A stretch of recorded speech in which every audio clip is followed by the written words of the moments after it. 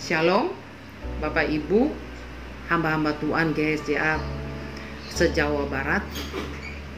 Pada hari ini perenungan diambil dalam kitab Obadja.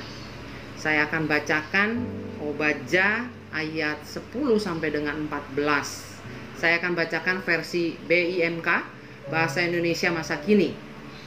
Engkau telah berlaku kejam terhadap saudara-saudaramu keturunan Yakub, sebab itu engkau akan dibinasakan dan dicela orang sepanjang zaman. Engkau berdiri di kejauhan pada hari musuh mendobrak pintu Yerusalem dan mengalahkan kota itu. Engkau diam saja waktu mereka mengangkut semua kekayaan Yerusalem dan membagi-bagikannya di antara mereka. Engkau sama jahatnya dengan musuh itu. Tak sepatutnya engkau senang atas nasib sial orang Yehuda dan bergembira pada hari saudara-saudaramu itu binasa. Tak sepantasnya engkau membual pada waktu ia susah. Tidak selayaknya engkau memasuki kota umatku dan menyoraki orang-orang yang sedang menderita, apalagi merampok hartanya pada hari kemalangannya. Tidak seharusnya engkau berdiri di persimpangan untuk menghadang orang-orang yang sedang melarikan diri dari musuh atau menyerahkan mereka kepada lawan pada hari mereka ditimpa kesusahan. Kitab Obadja adalah kitab di mana merupakan isi hati Tuhan yang disampaikan Nabi Obadja kepada bangsa Yehuda dan bangsa Edom. Dan mengapa Tuhan berkata begitu kepada bangsa Edom, mengatakan bahwa apa yang mereka lakukan itu kejam kepada bangsa Yehuda. Karena seperti kita tahu bahwa bangsa Yehuda dan bangsa Edom sebenarnya adalah bersaudara.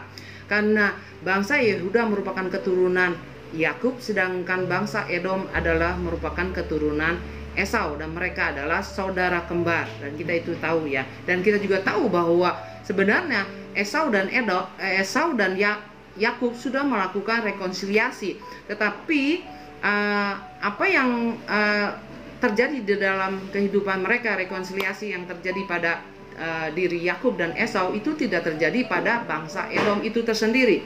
Maka ketika bangsa Yehuda diserang oleh musuh, bangsa Edom yang merupakan saudaranya bahkan bertetanggaan dengan bangsa Yehuda itu bukannya menolong, tetapi mereka malah membantu musuh untuk mengalahkan atau menyerang atau membuat Yehuda semakin terpuruk di dalam masa peperangan itu.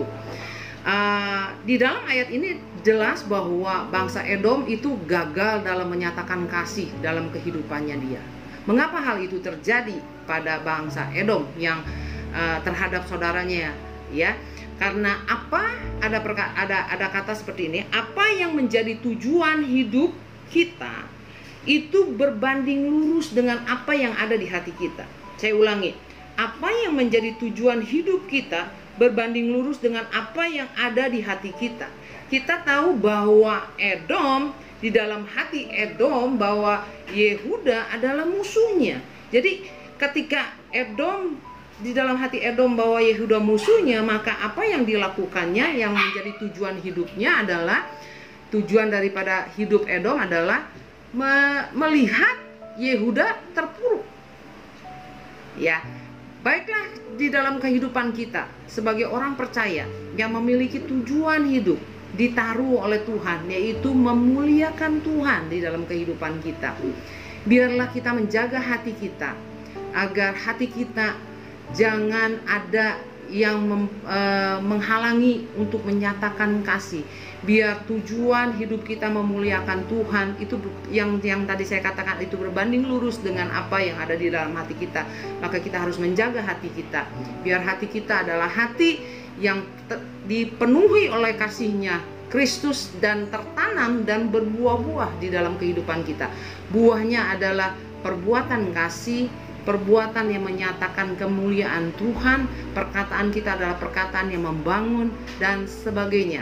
Biarlah hal-hal yang ada di hati kita yang menghalangi atau membuat kita tidak menyatakan kasih, buang itu, singkirkan itu, seperti kekhawatiran dan lain-lain, kita buang itu semua.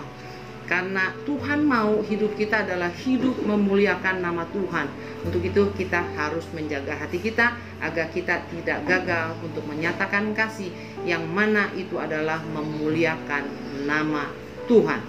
Oleh karena itu, tetaplah jaga hati kita agar hati kita dipenuhi oleh dikuasai oleh kasih, dan berakar dan bertumbuh dan berbuah-buah oleh perbuatan kasih yang akhirnya memuliakan nama Tuhan. Tuhan Yesus memberkati.